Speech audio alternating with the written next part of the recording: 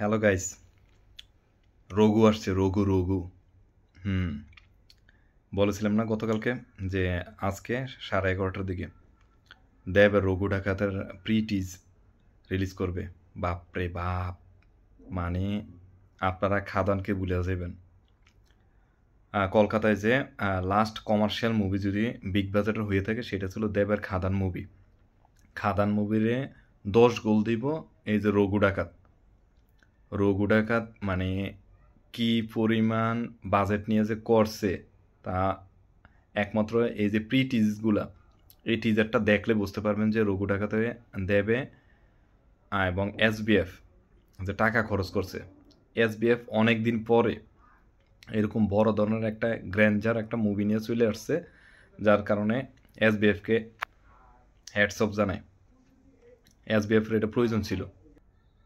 2025 সালে আইসা SBF comeback করলো। এসবিএফের পরিবেশনায় বা প্রযোজনায় আজকে দেব যে বড় একটা রিস্ক নিছে ভাই।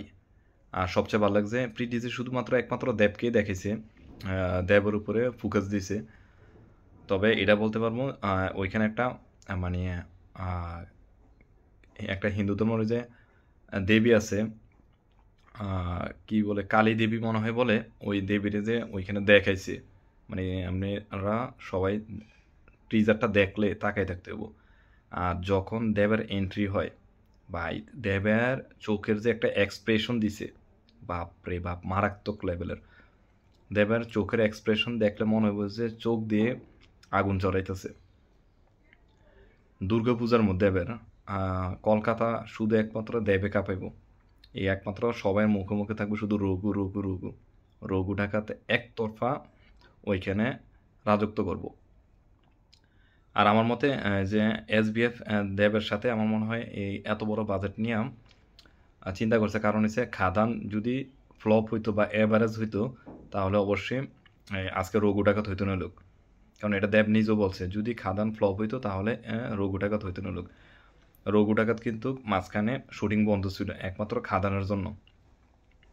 যখন খাদান ব্লকবাস্টার হয়েছে তারপর এসবিএফ চিন্তা করছে যে ঠিক আছে ভাই, এখানে পয়সা ঢালো, পয়সা ঢাললে যেহেতু দেব আছে 100% রিকভারি হইব, এমনকি প্রফিট হইব।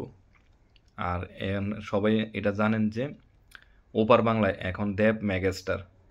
এইটা আর একটা বিষয় হচ্ছে, সবচেয়ে বড় মজার বিষয় হচ্ছে, আমরা যখন সাকিব খানের কোনো টিজার দেখি বা ট্রেলার দেখি তখন উপর দিয়ে কিন্তু লেখা থাকে মেগাস্টার লেখাটা সাকিব খানের ওর নামের উপরে। এখন এই সেম টু সেম কাজটা এখন আমাদের এই যে ওপার বাংলার সুপারস্টার দেবের উপরে লেখা হয়েছে। এই প্রথম দেবের কোনো টিজ বা ট্রেলারের মধ্যে দেবের নামের প্রথমে উপরে মেগাস্টার শব্দটা ব্যবহার করেছে। এটা সবচেয়ে বড় আকর্ষণীয় একটা ছিল যে এটা আসলে তো সেই মেগাস্টার। দেবদা ওইখানকার সবচেয়ে বড় স্টার, আর দেবের মুভি মানে ওইখানে ব্লকবাস্টার হাউসফুলের ভোট লাগিয়ে থাকে টানা 3 মাস 4 মাস 6 মাস চলতে থাকে। ওপার বাংলা এখন একমাত্র বড় নায়ক বা বিগ বাজেটের মুভি যার উপর ভরসা করা যায় সেটা হলো দেব। বাংলাদেশে যেরকম আমাদের মেগাস্টার শাকিব খান, ওখানকারও এখন মেগাস্টার দেব। তো সেটা ভালো লাগছে যে এখানে মেগাস্টার শব্দটা ব্যবহার করেছে। যাক, এবার বাংলা আমাদের এই বাংলাদেশের মধ্যে মেগাস্টার শব্দটা ব্যবহার করে শাকিব খানের নামের উপরে।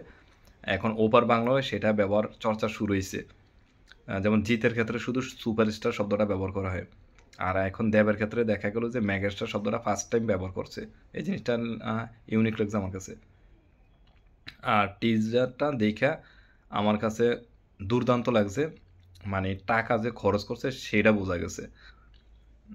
আর সামনে তো ট্রেইলার আসবো, ট্রেইলার আসলে বোঝা যাবে যে অন্যান্য অভিনেতা অভিনেত্রীগণের পরিচয় পাওয়া যাবে।